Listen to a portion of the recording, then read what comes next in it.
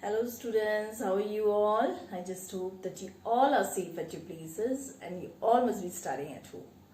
Now students, you have to be very regular with your studies and you have to be regular with your assignments also, okay? Now students, as we are done with chapter number 1, which was the leaf, now we'll be starting new chapter, which is chapter number 2, the flower, okay? And here in this chapter, you're going to learn about the different worlds or different parts of a flower, okay? Now students, whenever you visit a garden, what do you see? You see different types of beautiful flowers, okay? All these flowers, they are of same color or size? No, they are of different sizes, they are of different colors, okay? So flowers, what they do? They not only attract us, they also attract insects for pollination, okay? Now pollination you're going to learn later in this chapter. Now here you're going to learn about the different parts of a flower, okay? And here I have drawn a structure of a flower and its different parts. But before that, just let me take you to a small tour to my garden, okay? Now as you can see, flowers, beautiful flowers, they are of different types, different sizes, different colors. Here is the sunflower and here you can see the honeybee also. It is taking nectar from the flower and it also helps in pollination. Now these different types of flowers, they don't flower at the same time, okay? Some plants, they flower or they bloom in summer, while others, they flower or they bloom in winters. Now this is a hibiscus flower, which is a complete flower, okay? Or we can say it is a bisexual flower also, as it has both male and female reproductive parts in them, okay? Here you can see these are the anthers, filaments. Then we have here, this is petals. As you can see, it is bright colored, and this is style, and then below it is the ovary, okay? Now students, here is the structure of a flower, okay? And showing this flower is showing its different parts. So the different parts or the different worlds of a flower are calyx, then corolla, then androecium or stamens, then gynoecium or carpel or pistil, okay? So the outermost part, this is the outermost part of a flower. This is known as calyx, and this calyx, it consists of green leaf-like structures called sepals, okay? So this is the outermost part of a flower. And after this comes corolla. Corolla is actually the part of the flower which is inside the sepal, okay? Now what is the function of the sepal? Sepal, it protects the petals in its bud stage, okay? So this green leaf-like structures called sepals, it is the first outermost covering of it is the first outermost part of the flower which encloses the other parts of the flower, okay? So the second one is corolla. Now corolla is the bright colored structures in a flower, or we can say it is the colorful part of the flower. These are petals. So corolla consists of petals. Petals, you know, they are the colorful parts of the flower, right? In rose, the colorful part is the petal, okay? Now students, the third part is androecium or stamens, okay? Androecium or stamens, they are the male part of the flower. Now here you can see this is anther, these are the anthers, and these are filaments. Stamen consists of the two parts called anther and filament. They are the parts of the male flower, okay? Now the fourth one is gynoecium or carpel or pistil. They are also known as carpel or pistil. Okay, these are the female part of the flower. Okay, so here you can see this is carpel.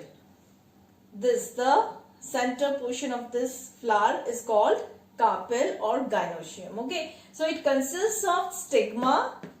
This top part is called stigma, and this is the neck of it is called style. And here you can see this flask-like structure called ovary. Okay, now ovary consists of ovules, many ovules inside them. Now this is the female reproductive part, and these are the male reproductive part. Okay, now this is all about the structure of the flower. Now many flowers are there which bears both male and female parts in them, and some flowers are there which have either male or female part in them. Now students, here is the types of flowers. Okay, so flowers, they are of two types. What are they? Complete and incomplete flowers, and bisexual and unisexual flowers. Okay, so let's take the first one, which is complete flower and incomplete flower. Now complete flower is the flower consisting of all the four whorls. Whorls means parts. Calyx, that means sepals. Corolla means petals. Stamens. Androecium, which is the male part of the flower, and carpel is the gynoecium, which is the female part of the flower. So a flower which has all the parts in it is known as complete flower. Okay, now here is the incomplete flower. Incomplete flower is a flower in which one or more whorls are missing. That means in this type of flower, either male part is missing or female part is missing, or maybe petals or sepals. Okay, so one or more parts, they are missing in this type of flower. Okay, so the examples of complete flower are mustard, China rose and hibiscus. Okay, and example of incomplete flower are date palm and mulberry. Okay, then comes bisexual flower and unisexual flower. Now bisexual, bi means which has both the male and female parts. Bi means two. So here in this type of flower, both male and female parts, they are present. And here in unisexual, uni means one.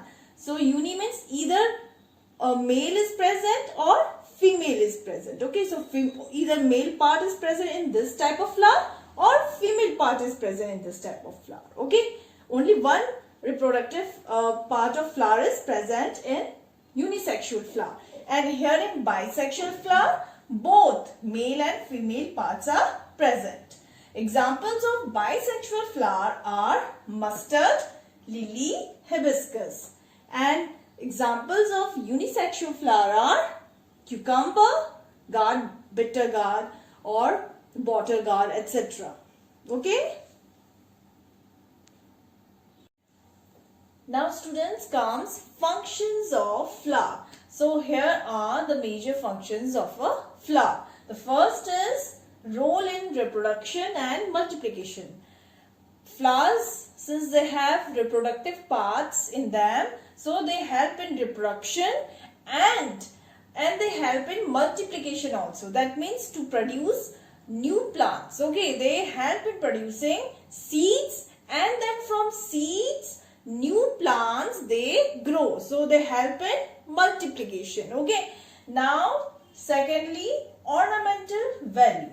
Ornamental value means since plants, they are flowers, they are bright colored, they have different types of colors and they are of different sizes and shapes. Because of their beauty, flowering plants, they are grown in gardens and in homes, and they are also used in decoration purposes. Okay, so they have ornamental value. Then third is they are source of food for insects. Now, nectar from flowers. You know nectar? These insects, honeybee, then other insects, they take nectar from flowers. So nectar, it serves as a food for them, food for the insects. So these are the three functions of a flower. First is role in reproduction and multiplication. Secondly, ornamental value. And third is source of food. Now students, here's the study of mustard flower. This is a mustard flower, and here we are going to study the parts or the whorls of a mustard flower. Now mustard flower is a complete flower.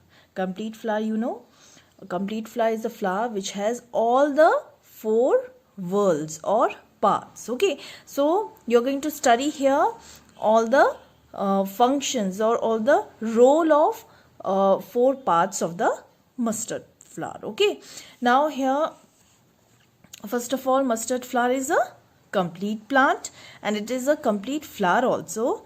And here you can see here the roots of a mustard flower, then leaf, then stem, then fruit and flower. So the plant which has leaf, root, stem, flower and fruit, then that plant is known as complete plant. Okay, now mustard flower is a complete flower because it has all the four parts, which is calyx, corolla, androecium and gynoecium. Okay, so it has all the four parts. Now here we have the sepals. Now what is the role of sepals? Sepals, they are the outermost whorl. As you know, they are green leafy like structure, leaf like structure, and they provide protection to reproductive parts. Okay, now students, sepals, they not only protect reproductive parts, they also protect petals. Petals, you know, petals are the bright colored part of the flower. Now comes petals. Okay, petals, just now I told you, they are the bright colored part of the flower. And what is their role?